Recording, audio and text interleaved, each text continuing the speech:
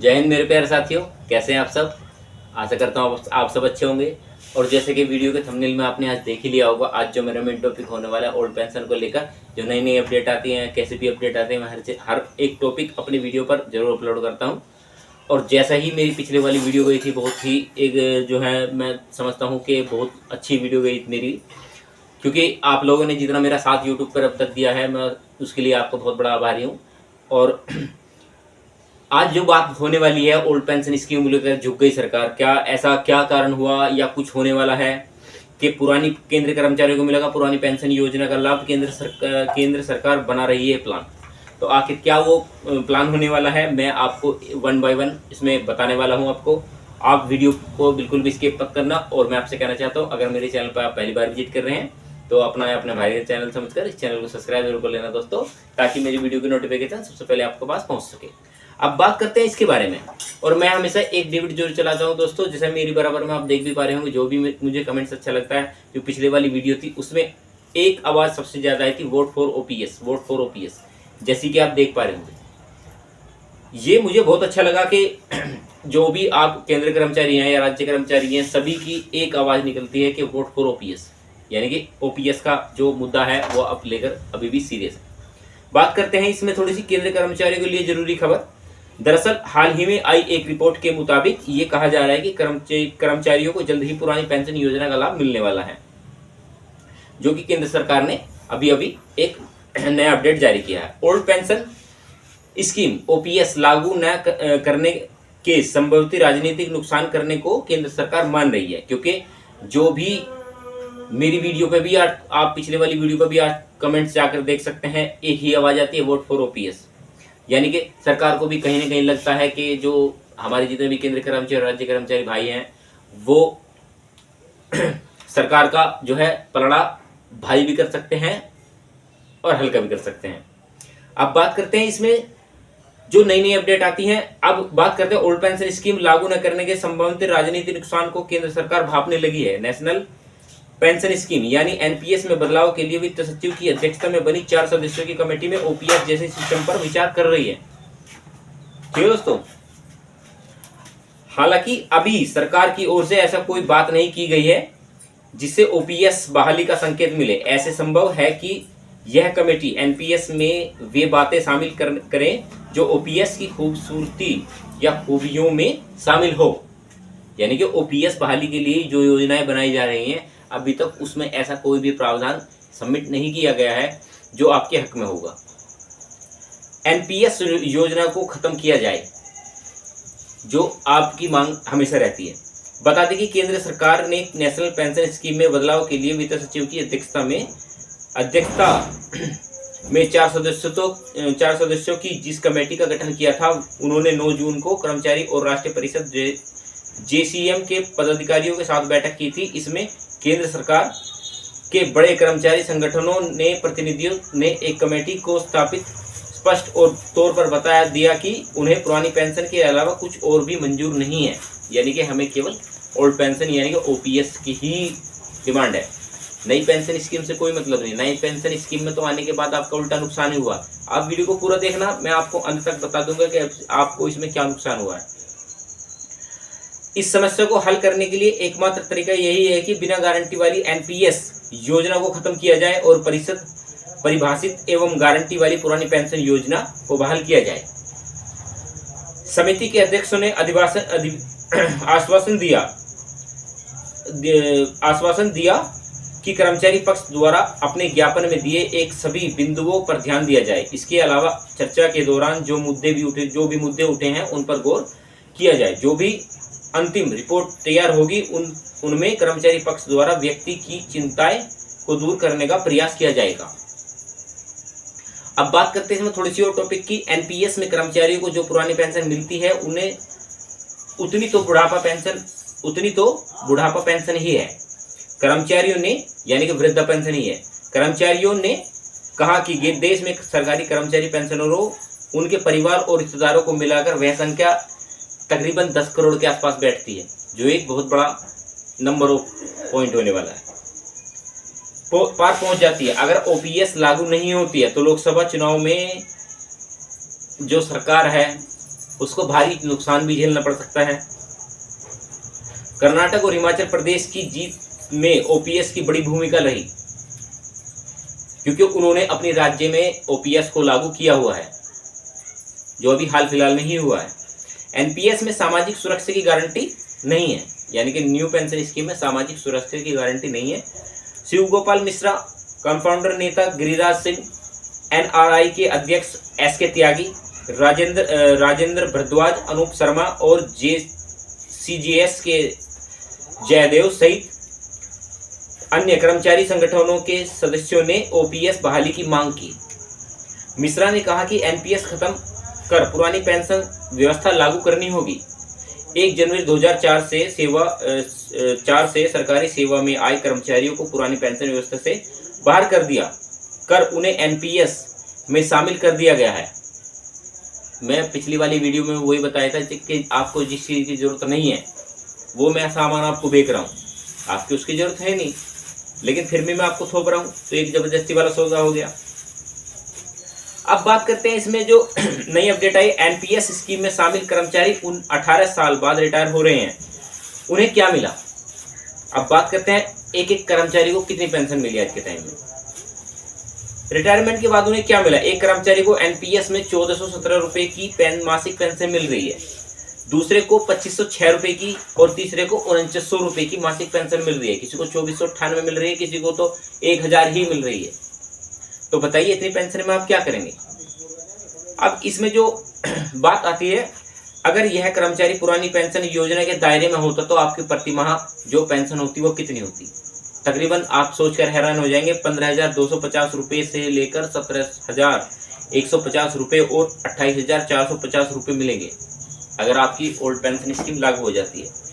NPS में कर्मचारियों द्वारा यह हर माह वेतन का 10% शेयर, उसके वेतन का 10% शेयर डालने के बाद भी उन्हें रिटायरमेंट पर मामूली सी पेंशन मिलती है, जैसे मैं आपको बता रहा था।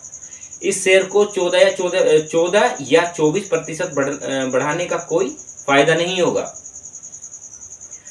मिश्रा ने कहा कि उन्हें एनपीएस में पुरानी पेंशन व्यवस्था की तरह महंगाई राहत का भी कोई प्रावधान नहीं है। जो कर्मचारी पुरानी पेंशन व्यवस्था के दायरे में आते हैं उन्हें महंगाई राहत के तौर पर आर्थिक फायदा मिलता है। एनपीएस में सामाजिक सुरक्षा की गारंटी नहीं है। रिटायरमेंट के बाद सरकारी कर्मचारियों को जानबूझकर कष्टों में धकेला जा रहा है। अब बात करते हैं ओपीएस पर दिए सुप्रीम कोर्ट के फैसले का हवाला। मिश्रा ने कहा कि भारत के सर्वोच्च न्यायालय की 5 सदस्यीय पीठ, जिनमें मुख्य न्यायाधीश B D Chandrachud, justice B D Tulrajpur, justice O P Chinnappa Reddy और जस्टिस बहरुल इस्लाम शामिल थे, के द्वारा भारत के संविधान के अनुच्छेद 32 के अंतर्गत रिपीटिशन संख्या 59-39 से 59-41, जिसको DANRC एवं बनाम भारत गणराज्य के नाम से जाना जाता है, में दिनांक 17 दिसंबर 1981 को दिए गए प्रसिद्ध निर्णय का उल्लेख आवश्यक है। उसके पैरा 31 में कहा गया कि चर्चा से 3 बातें सामने आती हैं कि एक, पेंशन न तो एक इनाम है और न ही अनुग्रह की बात है। यह 1972 के नियम के अधीन एक निहित अधिकार है जो प्रकृति में वैधानिक है, क्योंकि उन्हें भारतीय संविधान के अनुच्छेद 148 के खंड 50 का प्रयोग करते हुए अधिनियम किया गया है। पेंशन अनुग्रह राशि का भुगतान नहीं है, बल्कि यह पूर्व सेवा के लिए भुगतान है। यह उन लोगों के लिए सामाजिक आर्थिक न्याय प्रदान करने वाला एक सामाजिक कल्याणकारी उपाय है जिन्होंने अपने जीवन में सुनहरे दिनों में नियोक्ताओं और इस आश्वासन पर लगातार कड़ी मेहनत की कि उन्हें बुढ़ापे में उन्हें ठोकर खाना नहीं पड़ेगा। और आज भी सरकार जो है अपने नई पेंशन स्कीम को आगे धकेल रही है, जबकि फायदा आपको ओल्ड पेंशन स्कीम से, जितने मैं आपको फायदे बता रहा हूँ, ये सभी आपको तभी मिलेंगे जब ओल्ड पेंशन स्कीम लागू हो जाएगी। अब जो इसमें बात करने वाला हूँ, बहाल करनी होगी गारंटी शुदा पुरानी पेंशन। कर्मचारी संगठनों के प्रतिनिधियों ने कमेटी के समक्ष अपनी मांगों के समर्थन में तर्क पेश किया है। कमेटी को बता दिया गया कि एनपीएस को हर सूरत में समाप्त करना होगा। इसके स्थान पर परिभाषित एवं गारंटीशुदा पुरानी पेंशन योजना को बहाल करना पड़ेगा। 1 जनवरी 2004 को या उसके बाद भर्ती हुए कर्मचारियों पर राष्ट्रीय पेंशन प्रणाली को वापस लेने की एकमात्र विकल्प है। सरकार ऐसे सभी कर्मचारियों को जो जनवरी 2004 के बाद भर्ती हुए हैं और एनपीएस और उन्हें सीसीएस पेंशन नियम 1972 के तहत पुरानी पेंशन योजना के दायरे में लाया जाए। एनपीएस में कोई भी सुधार कर्मचारियों के लिए काम का नहीं होगा। केंद्र सरकार के कर्मचारियों ने यह मांग भी नहीं की थी। एनपीएस में शामिल कर्मचारियों को जेपीएफ योजना का लाभ दिया जाए। केंद्र सरकार जेपीएफ खाते में रिटर्न के साथ संचित कर्मचारी योगदान जमा करती है या जमा कराए, तब जाके आप मान सकते हैं कि आपको पुरानी पेंशन योजना का लाभ मिलेगा। दोस्तों, मैं समझता हूँ आप अभी तक आपने मेरे चैनल को सब्सक्राइब जरूर कर दिया होगा। अगर आपने अभी तक चैनल को सब्सक्राइब नहीं किया है तो इस चैनल को सब्सक्राइब जरूर कर देना, ताकि मैं समझ सकूँ कि मेरी वीडियो बनाने का जो मकसद था वो मेरा मोटिव जो अच्छा था। और वीडियो को शेयर जरूर कर देना दोस्तों, ताकि मेरी बात ये जो है बात कम से कम हर एक पेंशन धारक के पास तक तो पहुंच पाए, क्योंकि मेरी वीडियो पे हर तरह का कमेंट्स आता है। मैं हर कमेंट्स का जवाब भी देता हूँ। कोई अच्छा कमेंट्स भी आता है, कोई बुरा कमेंट्स भी आता है। जैसा भी आपके मन में सवाल हो या कुछ भी आप इसके बारे में पूछना चाहते हैं मुझसे, इस डिबेट के बारे में आप पूछ सकते हैं। मैं उसका जहाँ तक होगा सही तरीके से आपको एक उत्तर भी दूंगा। अब बात करते हैं इसमें कमेटी का गठन केवल एनपीएस में सुधार के लिए वो क्यों होने वाला है। समिति की ओर से कहा गया कि उस एक दायरे में ही काम करना है। यह देखना है कि क्या सरकारी कर्मचारियों पर लागू राष्ट्रीय प्रणाली पेंशन प्रणाली के मौजूदा ढांचे और संरचना के अवलोकन में कोई परिवर्तन आवश्यक है। यदि ऐसा है तो राज्य कोष निहिता और सामग्री बटीय स्थान पर प्रभाव को ध्यान में रखते हुए राष्ट्रीय पेंशन प्रणाली के अंतर्गत आने वाली सरकारी कर्मचारियों के पेंशन को संबंधित लाभों में सुधार की दृष्टि से इसे संशोधित करने के लिए उपयुक्त और उपायों के लिए सुझाव देना होगा। उसमें आम नागरिकों की सुरक्षा के लिए राष्ट्रीय कोष विवेक रखें पर ध्यान दिया जाए। हालांकि समिति के अध्यक्ष ने आश्वासन दिया कि कर्मचारी पक्ष द्वारा उनके विज्ञापन के लिए सभी बिंदुओं पर ध्यान देना होगा। अंतिम रिपोर्ट तैयार करते समय कर्मचारी पक्ष द्वारा व्यक्त की गई चिंताओं को दूर करने का प्रयास किया जाएगा।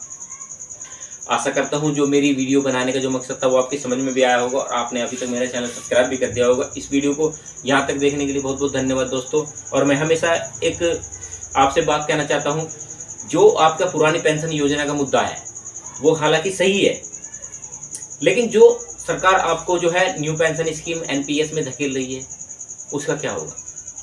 2004 के बाद जो कर्मचारी अपने बेचारे 18 साल के सेवा की है, जिन्होंने अभी तक जो सेवा कर रहे हैं या जो कर भी रहे हैं, अगर मैं उनकी बात करूं तो अगर जो ओल्ड पेंशन स्कीम लागू नहीं हुई तो आपको जितनी मैंने बताया, किसी को 1200, किसी को 1000, किसी को 1400।